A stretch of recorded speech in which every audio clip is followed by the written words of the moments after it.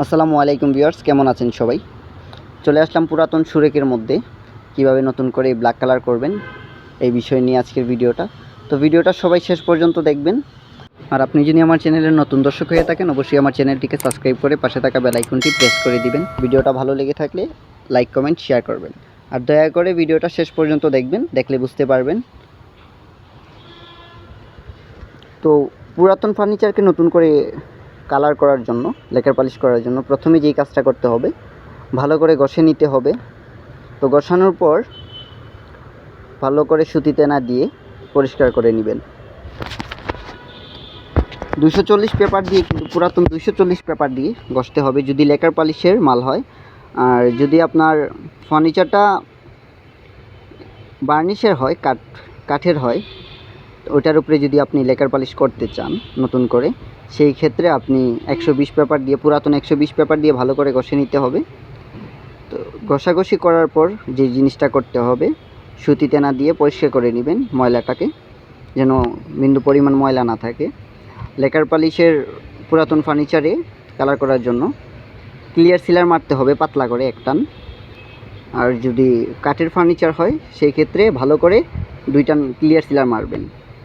তো ক্লিয়ার সিলার মারার পর 2 থেকে আড়াই ঘন্টা সময় দিবেন।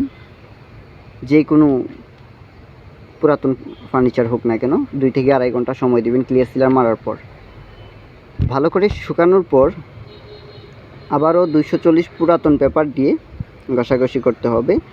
কাঠের ফার্নিচার হোক কিংবা লেকারের ফার্নিচার হোক, পুরাতন 240 পেপার দিয়ে ক্লিয়ার সিলারটাকে ভালো করে ঘষে নিতে হবে। ঘষানোর পর যদি আমার মতো ব্ল্যাক কালার করতে চান, তাহলে তো দেখছেনই আমি কিভাবে ব্ল্যাক কালার করতেছি। তো আমার ছোটো ভাই কীভাবে ব্ল্যাক কালার করতেছে, আজকে ওকে দিয়ে কাজ করাইতেছি, কারণ আমার ভালো লাগতেছিল না কাজ করার জন্য, শরীরটা একটু খারাপ লাগতেছিল, তার জন্য ওকে দিয়ে কাজ করাইছি। ও কীভাবে ব্ল্যাক কালার করতেছে আপনারা দেখতেই পাচ্ছেন।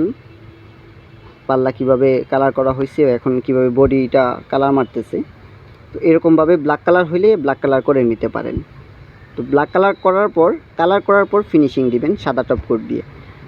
আর যদি অন্যান্য কালার করতে হয়, সেই ক্ষেত্রে আপনি যদি লাইট কালার করেন, ধরেন রোজ মেগুনি, তেঁতুল বিচি কালার করতে চান, কিংবা রোজ মেগুনি লাইট কালার করতে চান, টিক কালার করতে চান, সেই ক্ষেত্রে আপনাকে ব্রাউন সিলারটা ইউজ করতে হবে, ব্রাউন সিলার মারতে হবে। ভালো করে ব্রাউন সিলারটা মারতে হবে। ব্রাউন সিলার মারার পর 2-3 ঘন্টা সময় দিবেন শুকানোর জন্য। ম্যাক্সিমাম 2 থেকে 3 ঘন্টা সময় দিবেন ভালো করে শুকানোর জন্য। তো ভালো করে শুকিয়ে গেলে আপনারা ওইটাকে 240 পেপার দিয়ে ঘষে নেবেন। ঘষার পর আপনি যেই ধরনের কালার করতে চান কালার করতে পারবেন, কোনো প্রবলেম হবে না। তো ভালো থাকবেন সবাই, দেখা হবে নতুন আরেকটা ভিডিওতে।